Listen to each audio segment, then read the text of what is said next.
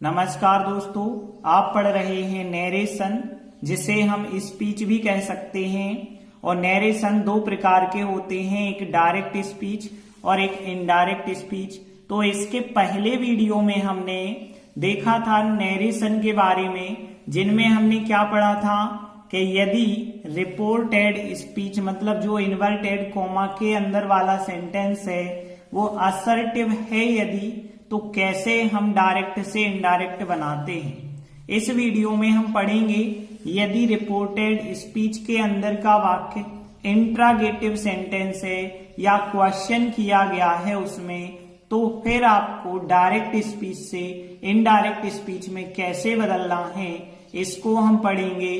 और अंत में एक इम्पोर्टेंट एक्सरसाइज करेंगे, जो एक्सरसाइज इस प्रकार से होगी, तो ध्यान से इसे समझना, क्योंकि परीक्षा में इसी प्रकार से वाक्य पूछे जाते हैं।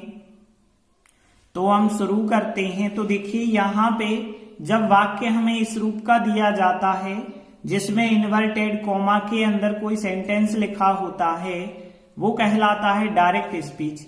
लेकिन अब इन्वर्टेड कॉमा नहीं होता है, कोई कंजक्शन से जुड़ा हुआ होता है वाक्य, तो वो इनडायरेक्ट स्पीच कहलाता है। तो हम पढ़ेंगे डायरेक्ट स्पीच को इनडायरेक्ट स्पीच में कैसे बदलना है। तो कौन कौन सी चीजें याद रखना जरूरी है। सबसे पहली चीज, जो इन्वर्टेड कॉमा के अंदर वाक्य लिखा है वो कहलाती है रिपोर्टेड स्पीच, और जो इन्वर्टेड कॉमा में नहीं लिखा है वो कहलाती है रिपोर्टिंग स्पीच। तो ये दोनों नाम पहले तो आपको पता होने चाहिए।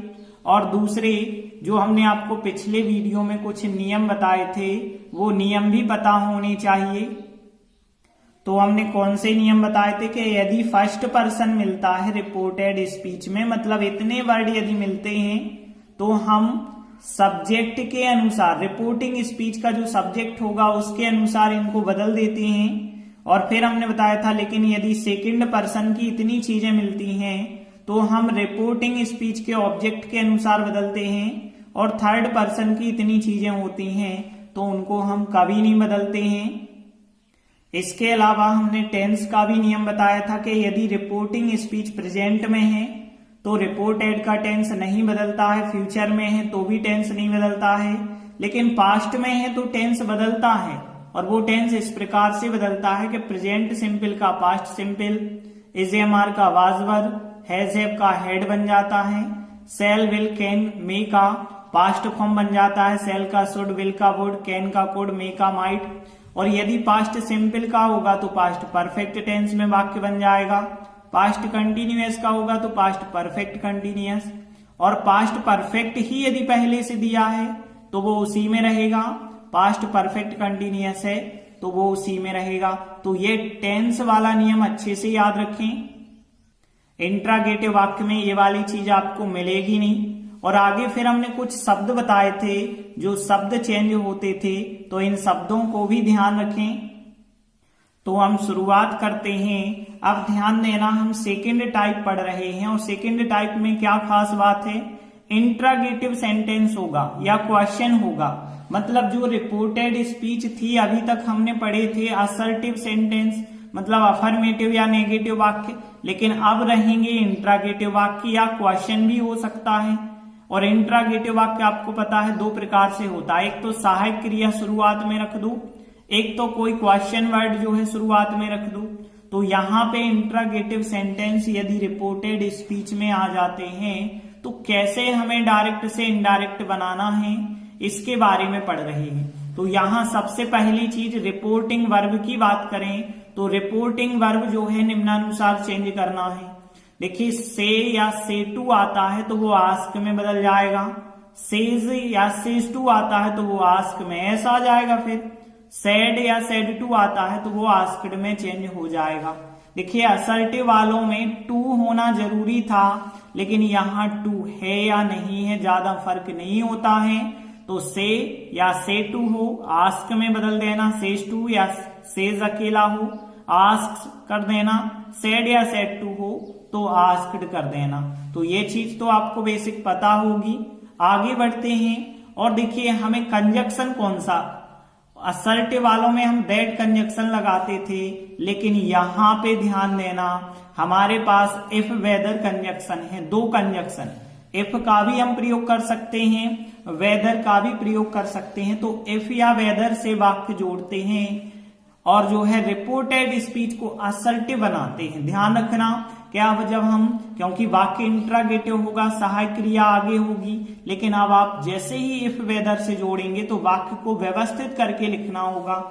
अब देखिए, यदि सहायक क्रिया से इंट्रागेटिव है तो हम कंजक्शन लगाएंगे इफ वेदर, लेकिन यदि कोई क्वेश्चन वर्ड ही पहले आ जाता है और इंट्रागेटिव वाक्य है तो कंजक्शन इफ वेदर नहीं होगा, वही WH वर्ड या वही क्वेश्चन वर्ड ही कंजक्शन बन जाएगा। जैसे एग्जाम्पल लेते हैं, she said to me do you play cricket. देखिए इंट्रागेटिव वाक्य है तो ध्यान देना कैसे करना है। सी का तो सी रहेगा, लेकिन सेड टू का क्या हो जाता है, आस्क्ड, तो सी आस्क्ड मी हो जाएगा। इतना तक तो ठीक है। इसके बाद ध्यान देना, सहायक क्रिया से इंट्रागेटिव है तो कंजक्शन आएगा इफ या वेदर। तो यहां सी आस्क्ड मी, वेदर लगा दो या इफ लगा दो एक ही बात है। तो जैसे हम यहाँ वेदर लगा देते हैं। अब देखिए यू यहाँ पे जो पर्सन है वो सेकंड पर्सन है, और सेकंड पर्सन पता है ऑब्जेक्ट के हिसाब से चेंज होता है। तो यहाँ पे यू जो होगा वो मी के हिसाब से चेंज होगा। अब मी के तीन फॉर्म क्या होते हैं, आई मी माई, और यू के तीन फॉर्म क्या होते हैं, यू यू यवर होता है। लेकिन यहाँ पे यू है सब्जेक्ट की जगह, तो मी का सब्जेक्ट बन जाएगा यहाँ पे आई, और यहाँ पे आई बनेगा। इसके बाद देखिए प्ले क्रिकेट था वाक्य, मतलब प्रेजेंट सिंपल। यहाँ पे वाक्य पास्ट है, यदि रिपोर्टिंग यदि पास्ट है तो रिपोर्टेड भी पास्ट हमें बनाना पड़ता है, और ये जो है प्रेजेंट सिंपल है। अब बना देना पास्ट सिंपल, तो यहाँ प्ले की जगह प्लेड करना पड़ेगा। तो यहाँ सी आस्क्ड मी, इफ या वेदर में से कंजक्शन, और फिर जो है यू जो है सेकंड पर्सन है, ऑब्जेक्ट के हिसाब से चेंज हुआ, आई बन गया। और यहाँ प्ले जो है फर्स्ट फॉर्म है प्रेजेंट सिंपल, जो कि पास्ट सिंपल में बन जाएगा। तो इस प्रकार से आंसर बन सकता है। अगला वाक्य देखिए, Vijay said to me what do you want. अब देखिए यहाँ पे विजय का तो विजय ही हमें लिखना पड़ेगा, सेड टू आस्क में चेंज हो जाएगा, आस्क्ड बन जाएगा, और मी। अब देखिए यहाँ पे इफ वेदर कंजक्शन नहीं आप लगा सकते, क्योंकि यहाँ WH वर्ड से इंट्रागेटिव वाक्य है तो कंजक्शन वही का वही रहेगा, मतलब व्हाट ही यहाँ पे कंजक्शन रहेगा। ये चीज अच्छे से ध्यान रखना। अब देखिए यहाँ पे जो है डू सहायक क्रिया लगी है, डू यू वांट मतलब यहाँ पे है प्रेजेंट सिंपल। यहाँ पे देखिए पास्ट है तो यहाँ भी पास्ट बनाना पड़ेगा। फिर अब डू जो सहायक क्रिया आगे लगी है, अब वो सहायक क्रिया आगे नहीं रहती है, क्योंकि वाक्य जो है असर्टिव बन जाता है। असर्टिव का मतलब अफर्मेटिव वाक्य बन जाएगा। जो सहायक क्रिया आगे थी अब आगे नहीं रहेगी, वाक्य अफर्मेटिव बन जाएगा। वैसे ही यहाँ पे डू जो सहायक क्रिया है वो हट जाएगी, और यहाँ पे जो प्रेजेंट सिंपल है वो पास्ट सिंपल बनेगा। बात करें यू की, यू है सेकंड पर्सन, मी के हिसाब से चेंज हो जाएगा, तो यू की जगह पे बन जाएगा आई, और वांट जो है पास्ट सिंपल में जाएगा तो वो वांटेड बन जाएगा। तो इस प्रकार से आंसर बनेगा। तो इस प्रकार से हम डायरेक्ट स्पीच को इनडायरेक्ट स्पीच में बदलेंगे। सीधे अब हम एक्सरसाइज पे आ जाते हैं। तो देखिए एक्सरसाइज का पहला वाक्य, Ram said to me do you know me. कहा जाता है चेंज इनटू इनडायरेक्ट नरेशन, मतलब जिस भी नरेशन में होगा हमें दूसरे नरेशन में बदलना होगा, इनडायरेक्ट स्पीच में बदलना होगा। तो देखिए कैसे बनाएंगे, राम लिखेंगे, सेड टू बन जाएगा आस्क्ड में, तो यहाँ पे आस्क्ड, और फिर मी। अब देखिए यहाँ पे वाक्य देखें सहायक क्रिया के द्वारा इंट्रागेटिव है, तो या तो आप इफ लगा सकते हैं या फिर वेदर लगा सकते हैं। तो इफ या वेदर में से हम कंजक्शन लगाएंगे।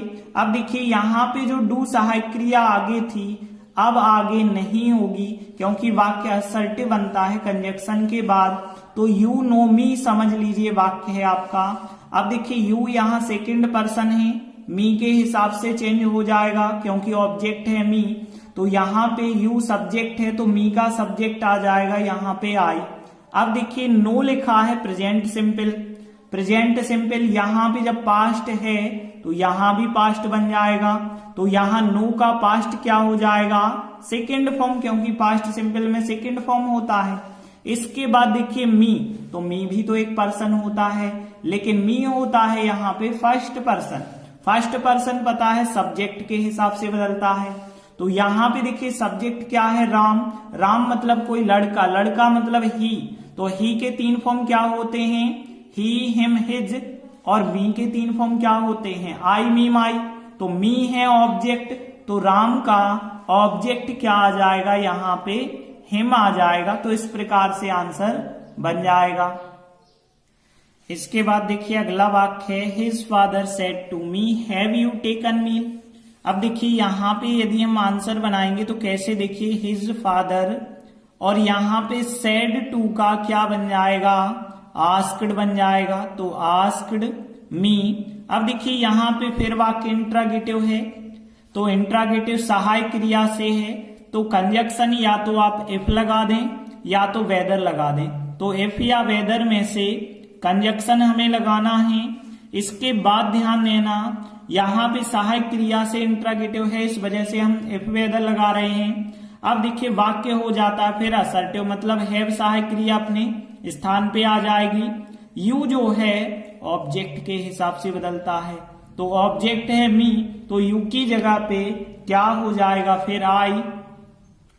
और देखिए अब यहाँ हैव और थर्ड फॉर्म आ रहा है, मतलब have third form present perfect है जो कि बन जाएगा पास्ट परफेक्ट, तो यहाँ हैव जो है वो बन जाएगा हैड, और हेड के साथ तो थर्ड फॉर्म ही होता है, ऑब्जेक्ट में कभी हम चेंज कर नहीं सकते हैं। तो ध्यान देना हैव क्या बन जाता है, पास्ट में जाके हेड बन जाता है, और हैव को यहाँ हटा नहीं सकते। देखिए डू को हटा देते हैं, क्योंकि जब अफर्मेटिव वाक्य बनता है प्रेजेंट सिंपल में तो डू हट जाता है, लेकिन यदि फ्यूचर परफेक्ट में अफर्मेटिव बनाओ तो हैव तो हटता नहीं है, हैव तो अपने स्थान पे आ जाता है, तो वो अपने स्थान पे आएगा और फिर पास्ट में जाके वो क्या बन जाएगा, हेड बन जाएगा। अगला वाक्य देखिए, यू सेड भाई इज मदर सेड। अब देखिए यहाँ पे सेड के बाद टू भले ही नहीं आया, लेकिन हमने बताया था चाहे सेड आ जाए या सेड टू आ जाए वो आस्क में चेंज हो जाता है, तो यहाँ आस्क्ड बन जाएगा। इसके बाद लेकिन यहाँ पे जो इंट्रागेटिव वाक्य वो WH वर्ड से है, तो कंजक्शन यही का यही होगा WH वर्ड। लेकिन अब ध्यान देना कि वाक्य असर्टिव बनता है, तो असर्टिव वाक्य कैसे होगा, मदर इज सेड हो जाएगा, तो मदर इज सेड होगा तो मदर का तो मदर ही रहेगा, लेकिन जो इज यहाँ पे आई होगी वो पास्ट में चेंज हो जाएगी, क्योंकि रिपोर्टिंग है पास्ट में, तो इज जो यहाँ पे आई होगी वो वाज में चेंज हो जाएगी और सेड का सेड रहेगा। इस प्रकार से आंसर बन जाएगा। अगला वाक्य देखिए, the passenger said when will the train leave the station of question mark. तो यहाँ पे हम क्या करेंगे, जो भी सब्जेक्ट है द पैसेंजर, पैसेंजर लिखा और सेड जो है आस्क्ड में बदल जाएगा।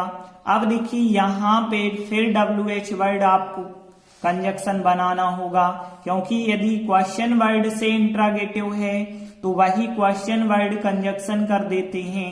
कंजक्शन के बाद वाक्य बन जाएगा अफर्मेटिव, और अफर्मेटिव बनेगा मतलब यहाँ पे द ट्रेन के बाद विल आ जाएगी, तो यहाँ पे द ट्रेन हम पहले लिखेंगे। अब देखिए विल सहायक क्रिया आ जाएगी यहाँ पे, और जब यहाँ पे आएगी देखिए यहाँ पे जब पास्ट है तो यहाँ विल जो होगी वो अपने पास्ट फॉर्म में चली जाएगी, तो विल का वुड बन जाएगा, और बाकी सब जो भी था वो आप वैसे ही लिख देना, उसमें कोई चेंजिंग नहीं करना। इस प्रकार से आंसर बन जाएगा। अगला वाक्य देखिए, mother said to me where have you kept my pen. तो यहाँ पे मदर लिखा हमने और सेड टू जो है वो आस्क्ड में बदल जाएगा, आस्क्ड मी। अब देखिए यहाँ पे इंट्रागेटिव वाक्य किसी क्वेश्चन वर्ड से है तो कंजक्शन तो यही हो जाएगा वेयर।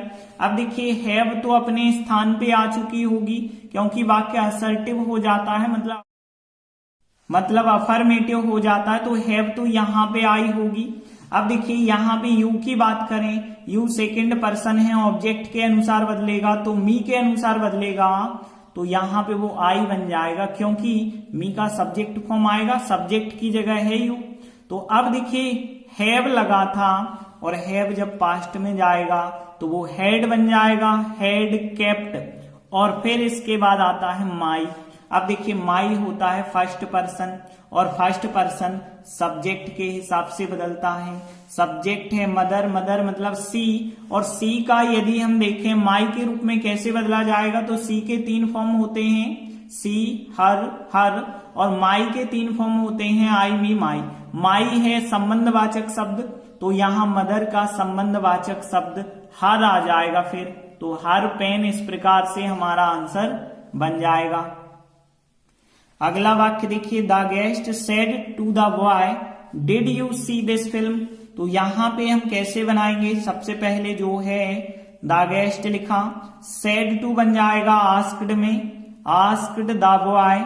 इसके बाद ध्यान देना, देखिए वाक्य में सहायक क्रिया से इंट्रागेटिव है, मतलब या तो आप कंजक्शन में इफ लगा सकते हैं या तो वेदर लगा सकते हैं, तो इफ या वेदर में से कंजक्शन लगाएंगे।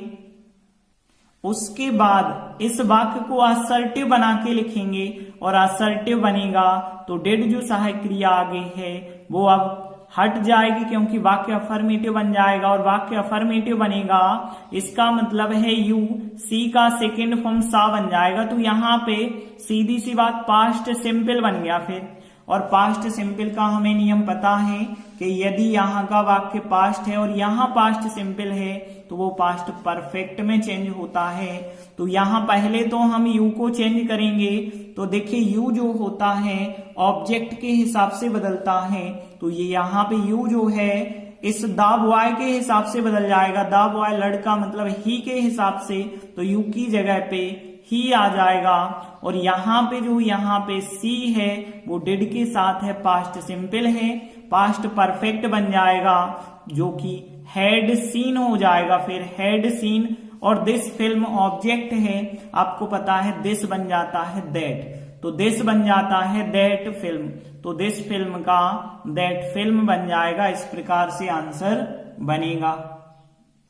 अगला वाक्य देखिए, his brother said to me was Gopal sitting on the bench. तो यहाँ पे देखिए कैसे हम बनाएंगे, हिज ब्रदर जो भी सब्जेक्ट है वो लिखा, सेड टू बन जाएगा आस्क्ड में, आस्क्ड मी। अब देखिए यहाँ सहायक क्रिया से इंट्रागेटिव है, मतलब या तो आप इफ लिख दें या तो वेदर कंजक्शन लिख दें, इफ या वेदर। इसके बाद हमें पता है वाक्य जो है अब बन जाता है असर्टिव, मतलब जो है वाज सहायक क्रिया अपने स्थान पे आ जाएगी। अब यहाँ पे देखिए, तो यहाँ पे जब पास्ट है तो यहाँ भी जो है चेंज करना पड़ेगा। यहाँ पे हमने बताया था यदि रिपोर्टेड पास्ट में होती है तो इसे भी हम चेंज करते हैं। कैसे चेंजिंग होगा, देखिए गोपाल वाज सिटिंग लिखा है, इसका मतलब है पास्ट कंटिन्यूअस है, और पास्ट कंटिन्यूअस बन जाता है पास्ट परफेक्ट कंटिन्यूअस बन जाता है। तो यहाँ गोपाल के बाद पास्ट परफेक्ट कंटिन्यूअस बनाएंगे जो कि हैड बीन आईएनजी फॉर्म से बनता है, तो हैड बीन आईएनजी फॉर्म आ जाएगा। और जो ऑब्जेक्ट था ऑन द बेंच उसे आप वैसे ही लिख देते हैं, उसमें कोई चेंजिंग नहीं करते हैं। अगला वाक्य देखिए, mister Gupta said to me will you take me to with you. अब यहाँ पे ध्यान देना, तो मिस्टर गुप्ता जो भी सब्जेक्ट है वो सब्जेक्ट तो हम लिखते ही हैं रिपोर्टिंग का, सेड टू बन जाएगा आस्क्ड में, आस्क्ड मी। अब देखिए यहाँ भी हम देखें तो सहायक क्रिया से इंट्रागेटिव है, तो या तो इफ कंजक्शन लगाएं या तो वेदर कंजक्शन, कोई भी आप लगा सकते हैं। अब देखिए इफ या वेदर लगाने के बाद को असर्टिव बनाना पड़ता है, तो विल जो है अब अपने स्थान पे आ गई होगी। अब देखिए बात करें यू की, यू क्या है, सेकंड पर्सन, ऑब्जेक्ट मी के हिसाब से बदलेगा, तो यू सब्जेक्ट है तो यहाँ पे मी का सब्जेक्ट आई बन जाएगा। अब ध्यान देना, यहाँ पे यू के साथ विल था, लेकिन यहाँ पे जैसे ही आई बना होगा तो आई के साथ सेल लगेगा कि नहीं लगेगा। आई के साथ विल तो सही नहीं है, क्योंकि फ्यूचर सिंपल का नियम है कि यहाँ यू के साथ विल होता है और आई वी के साथ सेल होता है, तो यहाँ पे आई के साथ सेल होगा। लेकिन यदि यहाँ पे पास्ट है तो जो सेल बन भी रहा होगा वो शुड में चेंज हो जाएगा कि नहीं हो जाएगा। हमने यही बताया होता कि सेल जो है शुड में बदल जाता है। यहाँ पे वुड नहीं आप बना सकते हैं, क्योंकि आपको पता है कि यदि मान के चलो यहाँ पे प्रेजेंट होता फिर तो आपको सेल ही बनाना पड़ता ना। तो यदि सेल बना है अभी तो अब वो पास्ट में जाएगा तो शुड बन जाएगा, और बाकी टेक तो वैसे ही रहेगा।